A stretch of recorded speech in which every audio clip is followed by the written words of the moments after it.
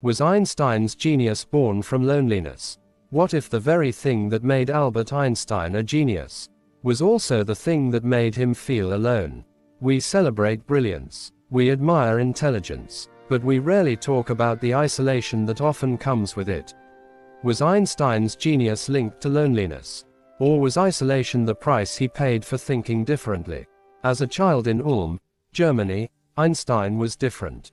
He spoke late. He questioned everything. Teachers thought he was slow, even rebellious. But what they didn't understand was this. His mind wasn't slow. It was independent. And independence often creates distance.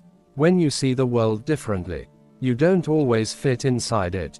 Einstein once said, "The monotony and solitude of a quiet life stimulates the creative mind."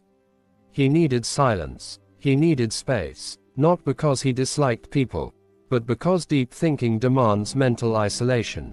Genius often requires stepping away from noise. And sometimes, that step becomes a lifestyle. But there was a cost. Einstein struggled in relationships. His marriage suffered. He found it difficult to balance emotional intimacy with intellectual obsession. High cognitive focus can sometimes reduce emotional availability. Psychologically, when your inner world is rich, the outer world can feel distracting. Brilliance doesn't automatically mean emotional connection, and isolation can slowly become invisible. Psychologists have found something interesting. Highly intelligent individuals often prefer solitude, not because they are antisocial, but because they process life internally. Deep thinkers analyze, they reflect, they question, and constant social stimulation can feel overwhelming. Isolation becomes a mental workspace. But here's the danger. When chosen, solitude slowly turns into emotional disconnection. But Einstein was not just a lonely scientist. He valued humanity. He spoke about peace. He connected deeply, just not widely. Maybe genius isn't about isolation. Maybe it's about selective connection.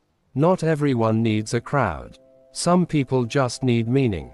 If you've ever felt different, too deep, too quiet, too thoughtful, maybe you're not lonely. Maybe you're processing the world at a different depth. Isolation can build brilliance, but connection builds balance. The real genius is learning how to have both. Subscribe to The Resilient You for more deep psychology made simple.